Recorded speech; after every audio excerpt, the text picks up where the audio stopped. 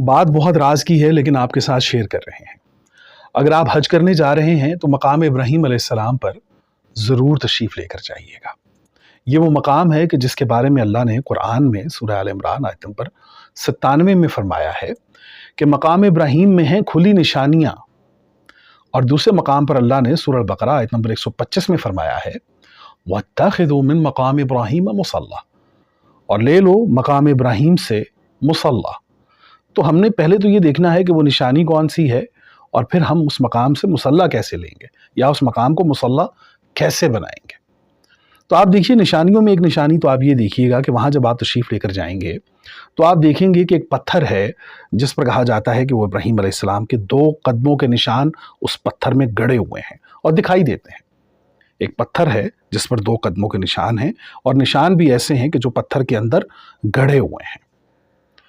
तो इसमें जो बड़ी कमाल का जो इसमें मैसेज है, जो इसमें इसकी जो बहुत बड़ी अकल वालों के लिए निशानी है, वो ये है कि अगर एक इंसान रेत पर खड़ा हो और उसके कदमों के निशान बन जाएं या उसके पाँव उस रेत में धंस जाएं तो कोई अचंभे की बात नहीं, कोई हैरानगी वाली बात नहीं।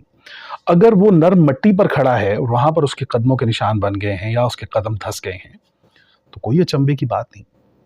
लेकिन क्या आपने कभी सोचा है कि वो मकाम क्या मकाम होगा कि जब एक इंसान एक पत्थर पर खड़ा हो और उसकी तक़वीम इतनी कमाल हो, उसका खड़ा होना इतना कमाल हो कि उसके पाँव उस पत्थर के अंदर धंस जाएं। उसकी तक़वीम, उसका खड़ा होना इतना कमाल हो कि उस पत्थर के अंदर उसके कदमों के निशान बन जाएं।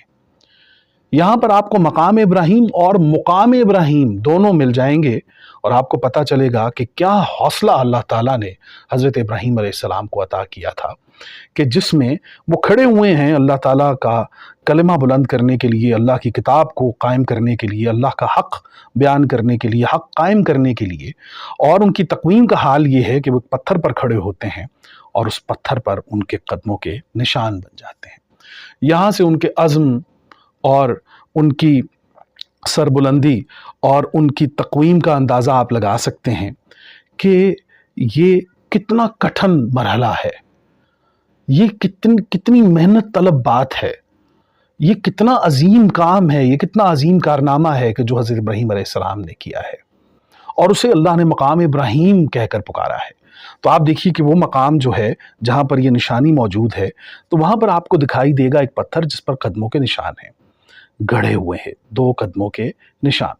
तो हैरान कुन बात यह है कि एक पत्थर पर इंसान के 2 कदमों के निशान और ऐसे निशान के जिसमें कदम जो हैं वो उस पत्थर के अंदर गड़ गए हैं।